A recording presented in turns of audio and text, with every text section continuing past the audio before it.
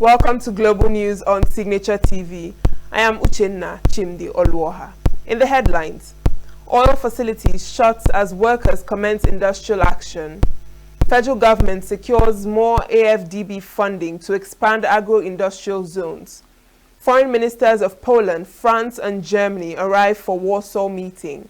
And Red Sox edge Tigers to reignite rivalry with Yankees in Wild Card Series.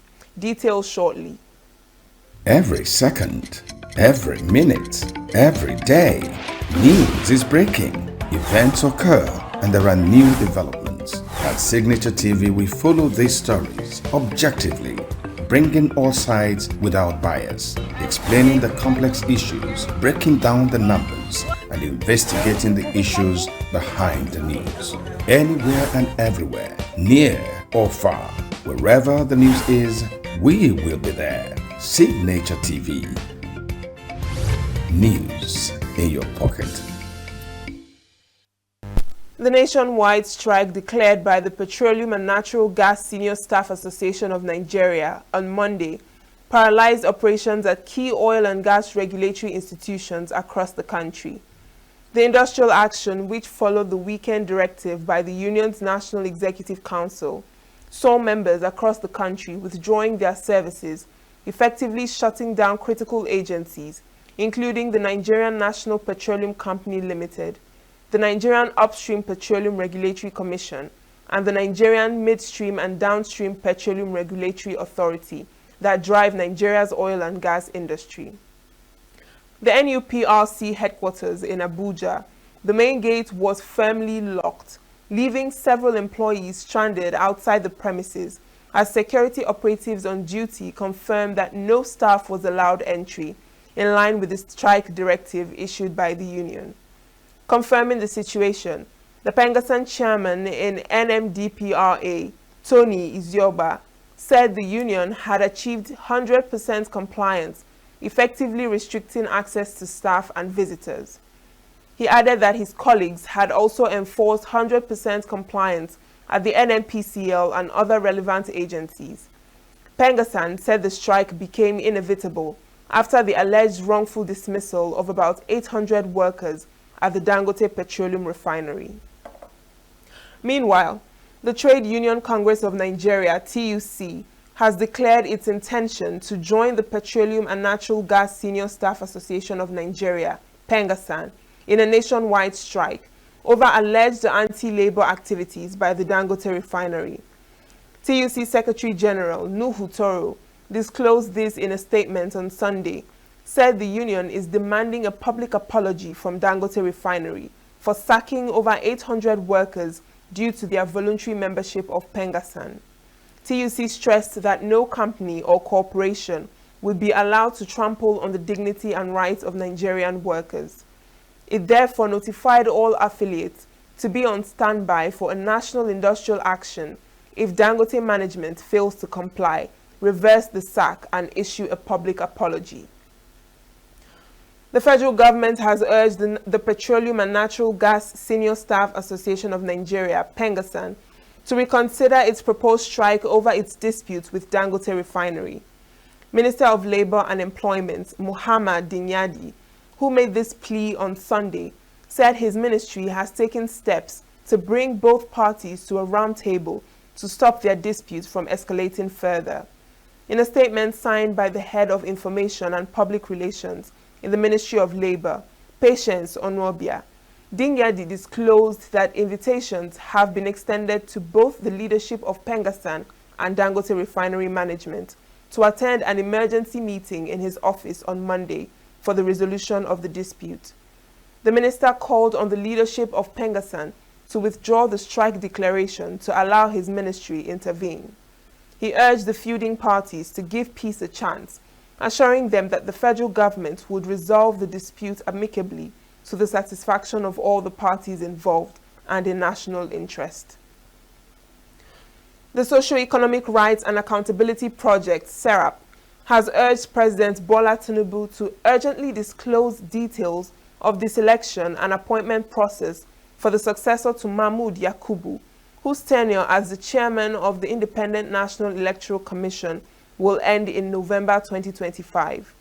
In a letter signed by its Deputy Director, Kolawole Oluwadare, Serap urged the President to disclose the number and names of candidates for the INEC chairmanship position and whether the Council of State has been consulted or would be consulted in making the appointment as constitutionally required. The group asked Tinubu to use the opportunity of the appointment of a new INEC chairman to reconsider his appointment of at least 3 alleged members of the All Progressives Congress as INEC resident electoral commissioners, and to nominate non-members of a political party as replacements. Professor Mahmood Yakubu will leave office as INEC chairman in November, having completed his 2-term tenure of 10 years. President Tinubu is expected to appoint his successor soon. Former Labour Party presidential candidate Peter Obi has cleared the air on why he referred to the newly crowned Olubadan of Ibadan land, Oba Rashidi Ladoja, as his elder after suffering backlash on social media. Responding in a post via his official X handle on Sunday, Obi explained that his words were never intended to slight the throne, stressing that his message was born out of goodwill. He stated that he often uses the expression, "my dear elder brother," to address individuals close to him and for whom he has tremendous respect, citing his frequent affectionate references to the Obi of Onitsha, Igwe Alfred Achebe, in similar terms. Obi, who said that he has read the concerns of those aggrieved by what they considered improper addressing, explained that he respects protocol and authority and tries as much as possible to adhere to them. He, however, maintained that those who follow him would have noticed that he often prefers to use the expression, "my dear elder brother," when addressing individuals especially close to him, insisting that in matters of wrongdoing, motive is important. The former Anambra State governor had faced backlash in his congratulatory message to the traditional ruler, which he posted on X for his ascension to the throne. The federal government has secured an enhanced funding commitment from the African Development Bank to operationalize the second phase of the Special Agro-Industrial Processing Zones Initiative. Vice President Kashim Shettima disclosed this in a post on his official X handle on Monday, noting that the agreement was reached during a bilateral meeting with AFDB President Dr. Sidi Ta on the sidelines of the 80th session of the United Nations General Assembly in New York last Friday. He stated that the second phase of the agro-industrial project is designed to scale up climate-resilient infrastructure and drive inclusive agro-industrial growth across 24 additional states, expanding beyond the initial 8 states and the Federal Capital Territory covered in the first phase. Shettima said that the program aims to diversify Nigeria's monoproduct economy by boosting value-added agricultural exports. Governor Bala Mohammed of Bauchi State has relieved Hajia Zaina Baban Tako, the state's Commissioner for Women Affairs and Child Development, of her duties with immediate effect. The Special Advisor, Media and Publicity to the Governor, Mukhtar Gidado, disclosed this in a statement early Monday. According to him, the decision was a result of a minor change by the governor to the composition of the State Executive Council. The development comes shortly after Bauchi State Civil Service Commission dismissed 2 senior government officials for forgery. World News Day, marked every September 28th, celebrates fact-based journalism, promotes media literacy, and underscores the vital role of quality reporting in society. As Signature TV joins journalism organizations across the globe to commemorate the day, correspondent Christopher Lele spoke with some Nigerian journalists on their perspectives. World News Day is an international initiative that draws public attention to the role that journalists play in providing reliable news that serves citizens and democracy. It is observed annually on September 28 to align with the UN Universal Day for Access to Information. The theme for this year's World News Day is Exploring the Future of Journalism in an AI-Driven World by uniting hundreds of newsrooms worldwide. World News Day highlight the impact and value of independent journalism in informing citizens and holding those in power accountable. Some journalists shared their challenges in plying their trade, including insecurity and lack of funds for logistics to carry out their duties, among others. For immigration, it's even understatement, because I will tell you in confidence that most of the people most of our members, journalists, especially those that work with print media, most of them are freelancers. They are not being paid. We believe that the journalists are the right people that should tell us the truth. But because of the fear of their lives and what will happen to their means of income, they're always economical in releasing the truth so that they won't lose their job or even lose their lives. Like if you are working with private sector, I know they have their own challenges. People in public sectors have their own challenges. For instance, going for assignments, you cannot just get up and start trekking to a venue. You need logistics. There must be transportation. We find out that there are some organizations that don't really care. I don't know whether I would say that they don't care or whether they don't have the money to do that. But if you're going for an assignment, you're supposed to have your transport fare. This issue of banditry and co, how do you cover it? You cannot go to Sambisa today as a journalist that you're doing what? Even in situation, do you have helmets? No. If the organization doesn't have that money to buy equipment, you cannot work with their hands. You must have your tools to work. And as journalists, you are supposed to have your phone, your recorder, and other things. If you don't have them, the job will be tedious, and not even if there's no motivation for you to do the work, you cannot do it. Most journalists believe that the press is not enjoying freedom as envisaged in the Constitution and other extant provisions. Pressman or woman that is under an establishment, you only do what your boss or your establishment demands. How can you be free? Are we even free? We're not. So we're just being free in theory, in quotes. But for also practice. Look at how our people are being caged. Look at how our people. You know, the other day, radio station was closed down in Niger State. So we are being caged and we are being teleguided almost to what we are reporting in the country. Go and say the truth now and see what will happen to you. So we're even trying. When you talk of press freedom, do we even have anything like press freedom? It's just there theoretically. Practically, there's nothing like press freedom.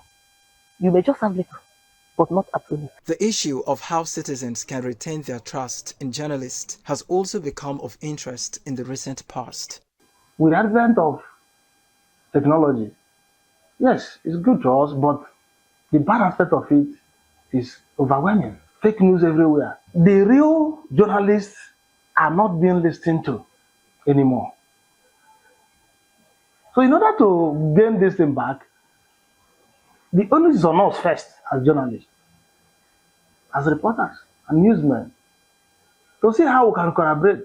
It's all about sanitization. If we begin to tell ourselves the truth, because when you talk of trust, you talk about truth. You cannot trust somebody that does not tell the truth. Whenever you say, I don't trust this person, that means there's no truth in that person. So when we begin to get the real truth from the journalists, we'll begin to trust them. Objectivity.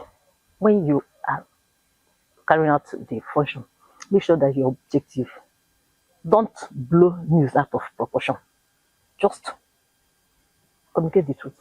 On the impact of social media on the media landscape, some journalists say its advent has created more avenues for the unchecked spread of false information, as many bloggers now claim the title of journalists without adhering to professional standards. Social media and the profession. You are a professional in what you know. But social media now bring everybody both those that have the knowledge and those that do not have the knowledge into journalism, so that anybody can enter into a place, gather information anyhow, cut and join, and post it on the air for the whole world to analyze it. So it now adulterates the work of the journalists. As journalists in Nigeria join their counterparts around the world to celebrate World News Day, the consensus remains that fact-based reporting and ethical standards must continue to guide the profession, even in an age dominated by social media. It is therefore the newsroom's moment to step forward to show how reporting is done, why it is different, and why it matters. Christopher Lele, Signature TV. In the same vein, the Nigerian Guild of Editors has called on the government at all levels to desist from intimidating journalists with repressive laws. The NGE, in a statement to mark World News Day, urged the government to always respect the Freedom of Information Act by freely providing journalists with any requested information and therefore aligning itself with the United Nations Universal Day for Access to Information. While describing the World News Day, celebrated on September 28th, as a global initiative to highlight the vital role of fact-based journalism in our society, it reaffirmed its commitment to promoting high standards of editorial leadership and protecting press freedom. The Guild hailed journalists in Nigeria and worldwide who work tirelessly to bring the truth as they recommit to the mission of promoting quality journalism and protecting the rights of journalists to operate freely. It, however, called on journalists to shun fake news, misinformation, disinformation, and propaganda, but to uphold the canons of journalism, including accuracy, fairness, objectivity, and facts. The NGE stated that it would always stand firm to defend the rights of journalists, promote high ethical standards in our noble profession, and resist any move, in whatever means, to harass and intimidate journalists as well as impede journalism. Up ahead, federal government deploys officers to Zamfara following mine collapse. Fires destroy properties worth millions at Oyo Health Center plastic factory. Details of these and more after the break. Every second, every minute, every day, news is breaking. Events occur and there are new developments. At Signature TV, we follow these stories objectively, bringing all sides without bias, explaining the complex issues, breaking down the numbers, and investigating the issues behind the news. Anywhere and everywhere, near or far, wherever the news is, we will be there. Signature TV. News in your pocket. The federal government has deployed federal mine officers to Zamfara State, leading to lead rescue operations following reports of mine pit collapse in Kaduri village, Maru Council area of the state. A statement by the Special Assistant on Media to the Minister of Solid Minerals Development, Segun Tomori, said the collapse was triggered by heavy rainfall and aggravated by the unlawful activities of illegal miners. Tomori explained that preliminary investigations revealed that the area is characterized by loose sand and traces of gold, making it suitable for alluvial mining. He noted that once gold traces were discovered, illegal miners mobilized the itinerant workers who rushed to the site with rudimentary tools, disregarding the environmental and safety risks inherent to the terrain. At least 15 itinerant mine workers were trapped by the collapse, with 13 bodies recovered. The Minister of Solid Minerals Development, Dele Alake, bemoaned the tragedy, describing the loss of lives as both avoidable and unfortunate. In a bid to tackle illegal mining, the ministry had launched the mining marshals over a year ago, and their operations led to the arrest of over 300 illegal miners across 10 states and the FCT, and the sealing of 98 illegal mining sites. Properties worth millions of naira have been destroyed in a fire incident that occurred on Saturday evening at a primary healthcare center located at Masifa, Idiaraba in Ogbomosho, Oyo State. It was learnt that the solar panel room of the healthcare center was engulfed by fire. Properties worth millions of naira were affected during the inferno. However, no life was lost in the incident. Another plastic industry located at the General Hospital area in Saki was also affected by fire on Sunday. Chairman of the Oyo State Fire Service, Maruf Akinwade, who confirmed both incidents in statements, said that the distress call was received at exactly 8:55 p.m. on Saturday. He said the officers swiftly swung into action and ensured that the fire was restricted from spreading to other parts of the building and properties. Akinwade, who disclosed that no casualty was recorded and that properties worth millions of naira were saved, said the fire incident could be as a result of heated solar power batteries ignited from plugged electrical gadgets. The Nigeria Police Force has begun a nationwide manhunt after one of its official vehicles vanished from the force headquarters in Abuja, sparking concerns over internal security breaches. The missing vehicle, a Toyota Buffalo Land Cruiser, was reported stolen on July 28, 2025, according to an internal memo circulated by the Commissioner of Police, Katsina Command, and relayed from the Force Criminal Investigation Department. The vehicle, which was assigned to the Department of Operations at the Force headquarters, was discovered missing after it was allegedly removed from the official parking lot. Following the report, all area commands, divisional police officers, and tactical formations across Nigeria were ordered to remain on high alert and to treat the matter as very important. Security agencies were also instructed to report any leads that could aid in recovering the vehicle. The Kwara State Police Command has confirmed the death of 12 people in the bloody attack by armed bandits that occurred in the early hours of Sunday in Okode, Ifelodun local government area of the state.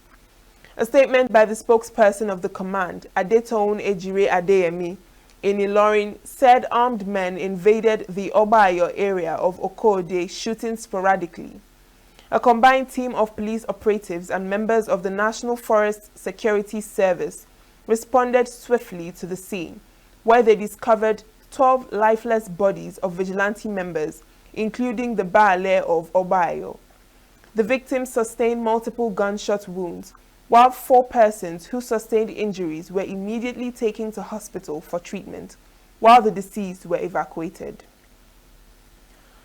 The Nigeria Security and Civil Defense Corps Jigawa State Command said it has launched a manhunt for attackers who stormed a rented male hostel belonging to students of Bilyaminu Usman Polytechnic, Hadejia, located along the Hadejia-Tamala Madori Road.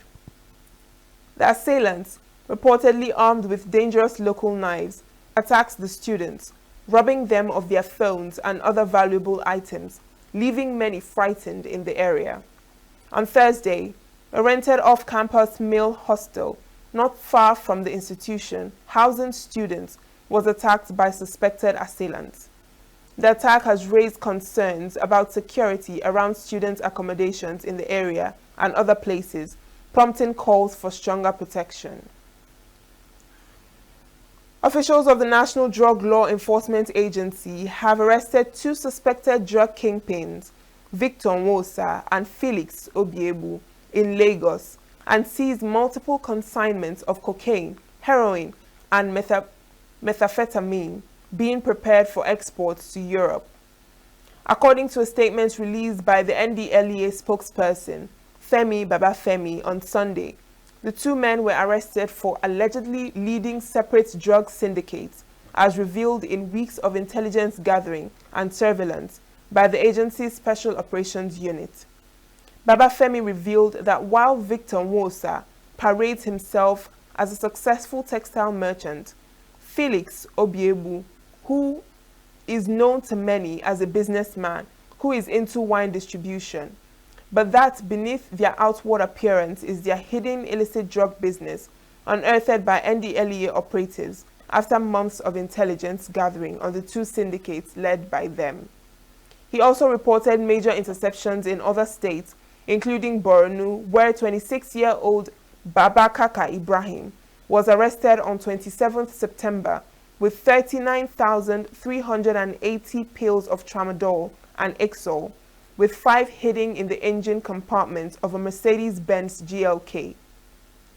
In Kano, the agency, he said, arrested 2 men with 30,030 pills of tramadol, while Bayelsa, 3 suspects were caught in Swali Jetty with 12 kilograms of cannabis and 50 cartridges. The Nigerian Bar Association has urged the federal government and security agencies to move urgently to secure the release of one of its newest members, Onyesom Udoka, who was abducted along the Lokoja-Okene Highway in Kogi State. In a statement released on Sunday, the association's president, Afam Osigwe, described the kidnap as unacceptable and utterly condemnable. He expressed deep concern that young legal professionals and their relatives are being subjected to violent ordeals, even as the profession welcomes new entrants.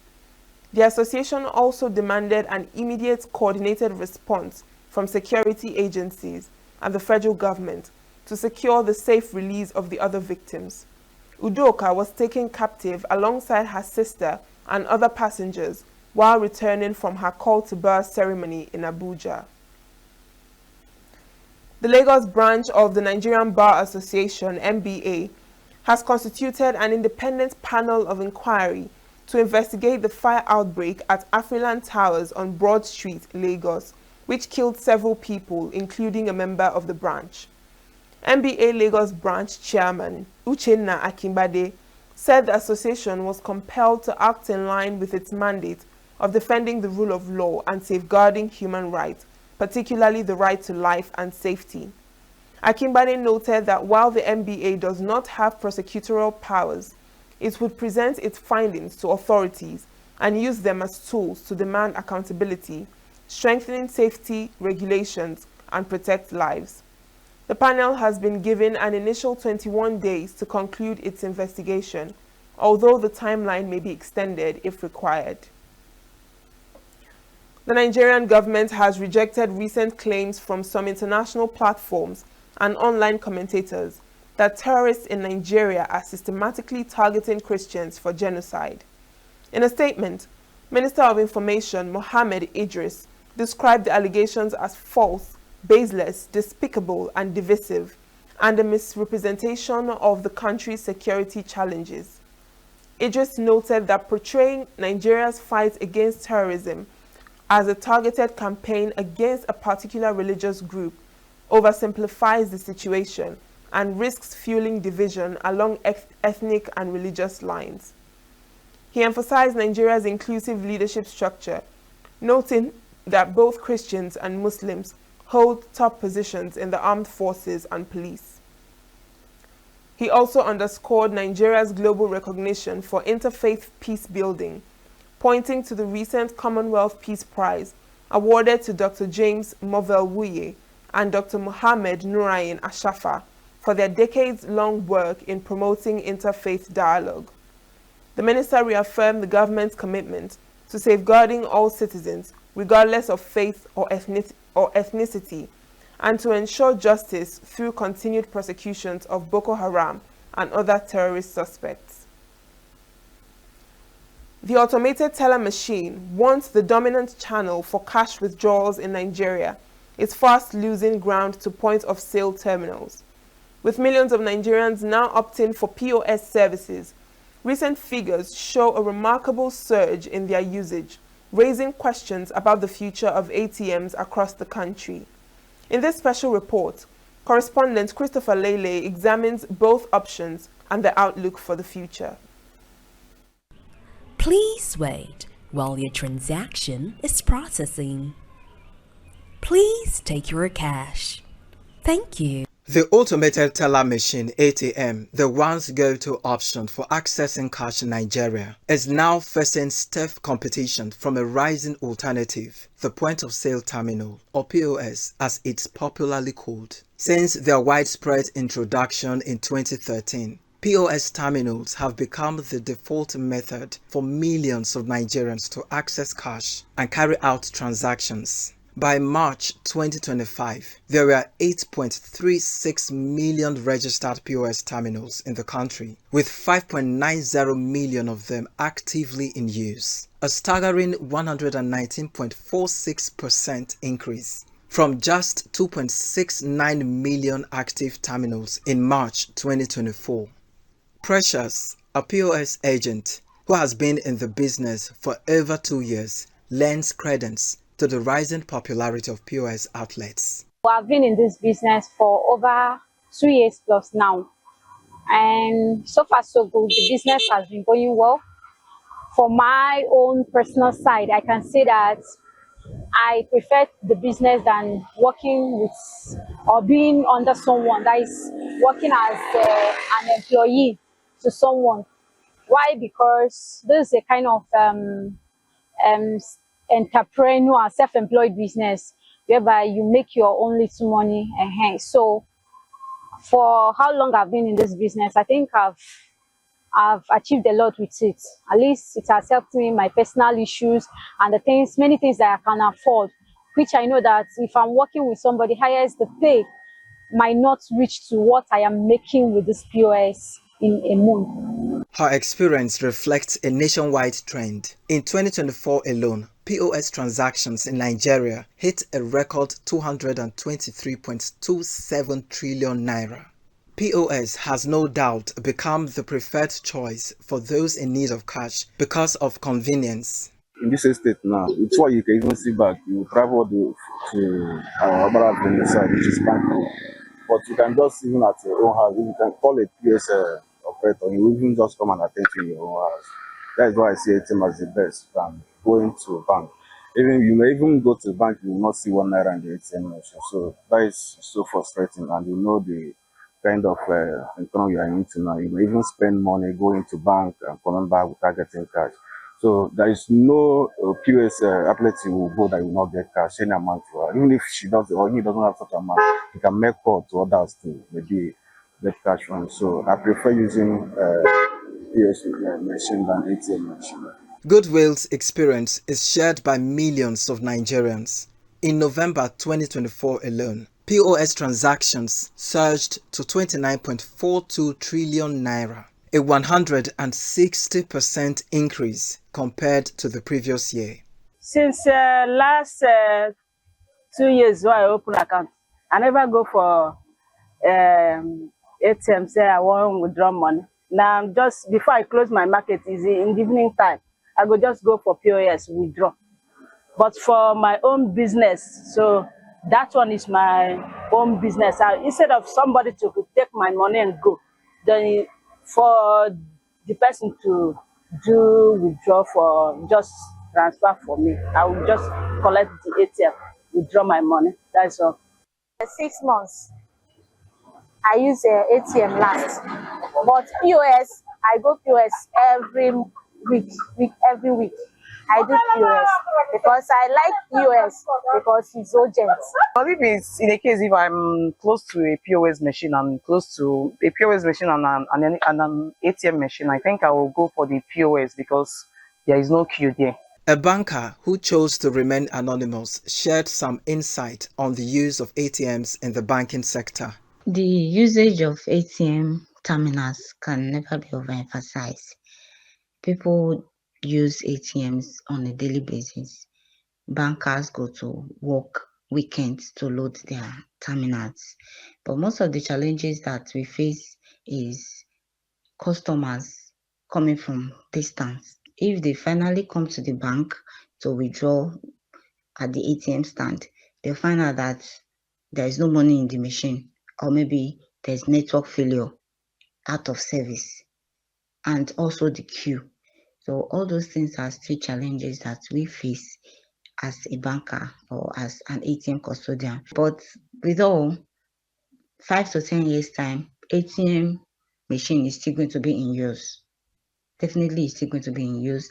There's always money in our machines. There's always money there.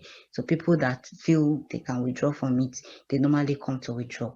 Not everyone is at home with the POS trend. Francis prefers traditional banking methods, citing security concerns.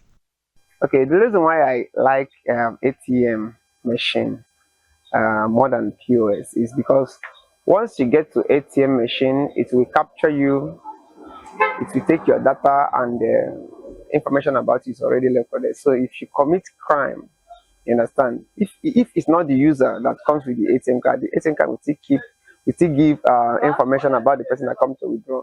But in POS, it's a different thing. You understand? Anybody can go to POS and withdraw.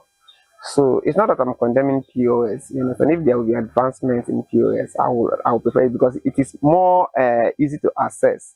You understand? But for me, ATM is still the best. His concerns are not unfounded, as POS fraud cases rose by 31.12% in the first quarter of 2024 alone, with 3,518 reported incidents, up from 2,683 in the previous quarter. According to the FITC's Fraud and Forgeries report, fraud cases involving POS terminals continue to climb, raising concerns among users and stakeholders. As Nigeria moves toward a cashless economy, POS terminals are becoming an integral part of financial transactions. While the convenience is undeniable, the challenge now is building trust and security around the system. One thing is certain: the way Nigerians access cash is evolving. POS terminals are at the heart of that transformation. Christopher Lele, Signature TV. Still to come, suspects identified in Michigan church shooting that killed 3, including shooter. World's tallest bridge opens to traffic in China, state media says. Details after the break. Every second, every minute, every day, news is breaking. Events occur and there are new developments. At Signature TV, we follow these stories objectively, bringing all sides without bias, explaining the complex issues, breaking down the numbers, and investigating the issues behind the news. Anywhere and everywhere, near or far, wherever the news is, we will be there. Signature TV. News in your pocket. 8 people died and 17 others were missing after Typhoon Boiloi hit Vietnam on Monday, with houses damaged and power grids knocked out as the storm brought flooding rains and huge swells before losing some of its strength as it headed towards Laos. Resident Ho Van Kin said he stayed awake the whole night, fearing the door would be pulled off by strong winds as the storm raged through the night.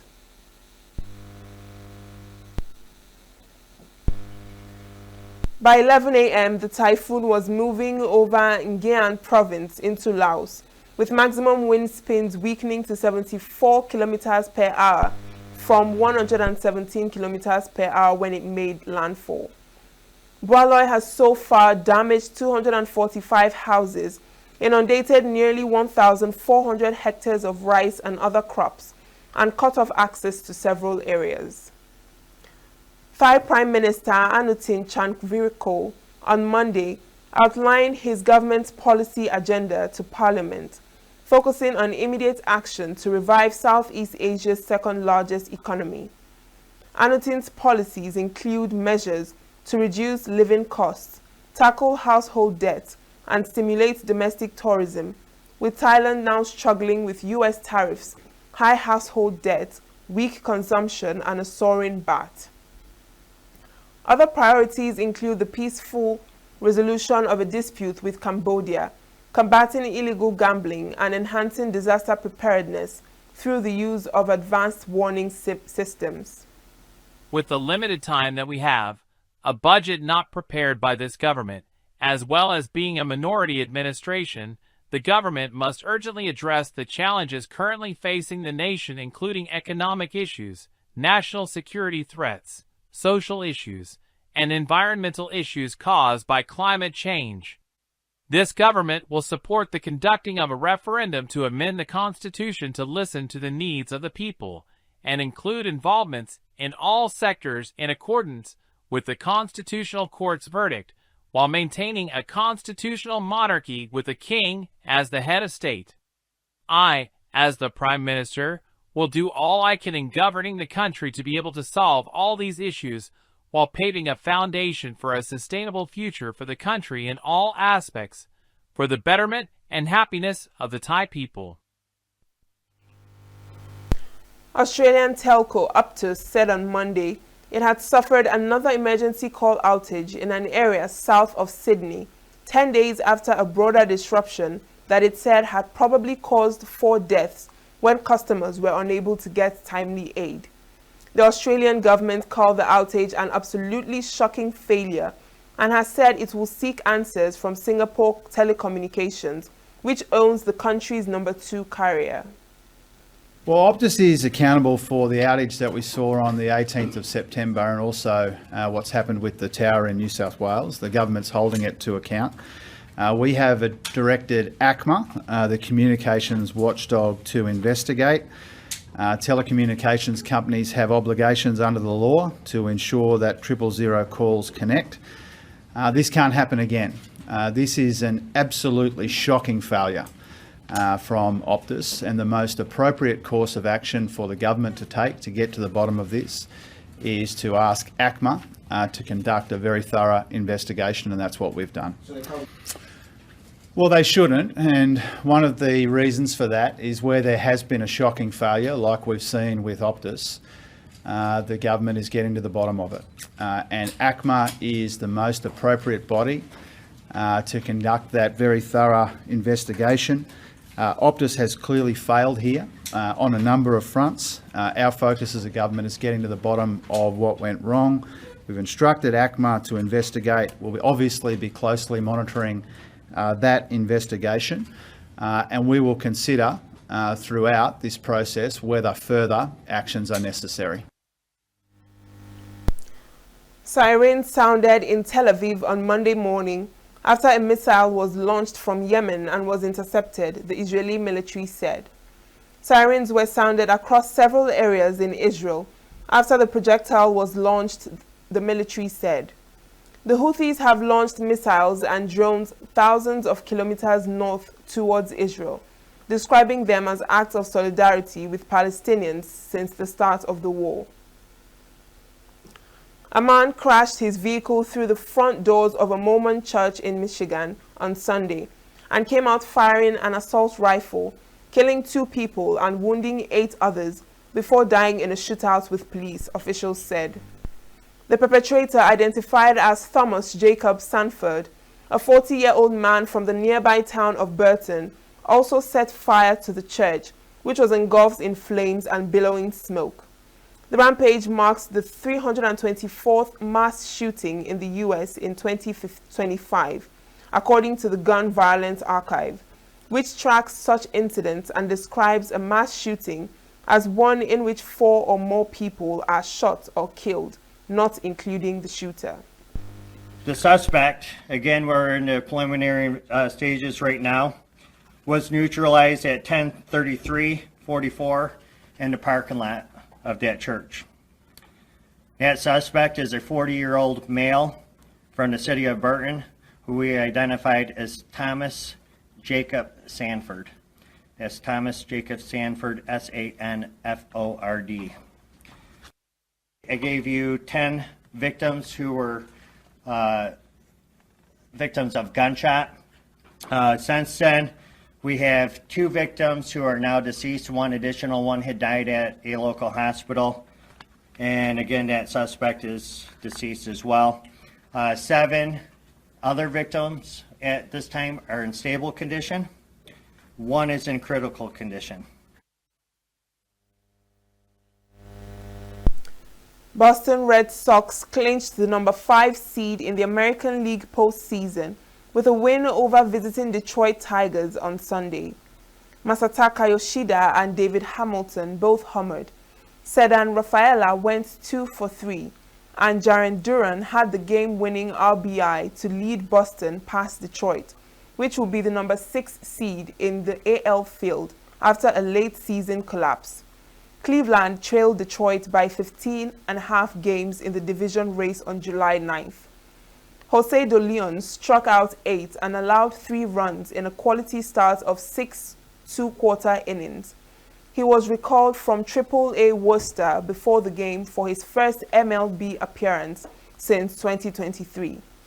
Tigers starter Chris Paddock pitched 4 one-quarter innings in the loss, allowing 4 runs and 7 hits while striking out 5. Brazilian President Luiz Inácio Lula da Silva joined a race on Sunday to mark the 95th anniversary of the Ministry of Education, wearing a hat reading "Brazil belongs to Brazilians," echoing the MAGA hat. Lula, who turns 80 on October 27th, walked 3 kilometers in 34 minutes with his wife, Rosângela da Silva, and cabinet members. At the end of the race, Lula took a jab at his predecessor, Jair Bolsonaro, who popularized motorcycle rallies. We don't have motorcades, neither pornochankada, Ed's note, referring to softcore sex comedy films popular in the 1970s 80s, but walks of educators. What Brazilian society demands is that education be a priority in our government, from early childhood to university. After months of sparring between U.S. President Donald Trump and Lula, the U.S. leader praised his Brazilian counterpart on Tuesday at the United Nations General Assembly. Trump called the case against Bolsonaro a witch hunt after his prison sentence this month. In July, the White House imposed a 50% tariff on most Brazilian imports. Tadej Pogacar lit up Kigali's climbs with a trademark long-range attack to claim a second consecutive men's road race world title on Sunday. An air of inevitability surrounding the event as the Slovenian cemented his legacy among cycling's all-time greats. He triumphed as the championships were staged in Africa for the first time, with hundreds of thousands cheering from the roadside.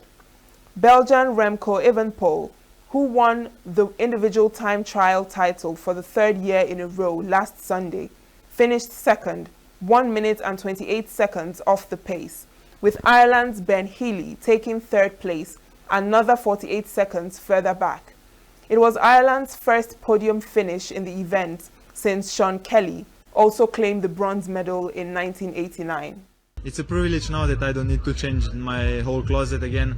And yeah, I was chasing this the whole year again because I mean, especially after the tour with the rest, with some just it was big goal, and I'm so happy to retain this beautiful jersey.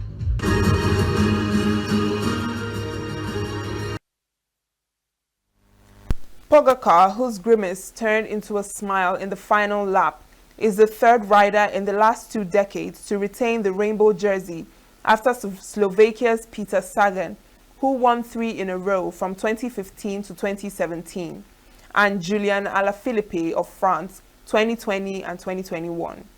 When Pogacar surged on Mount Kigali with 104 kilometers remaining, throwing caution to the wind, the script felt familiar.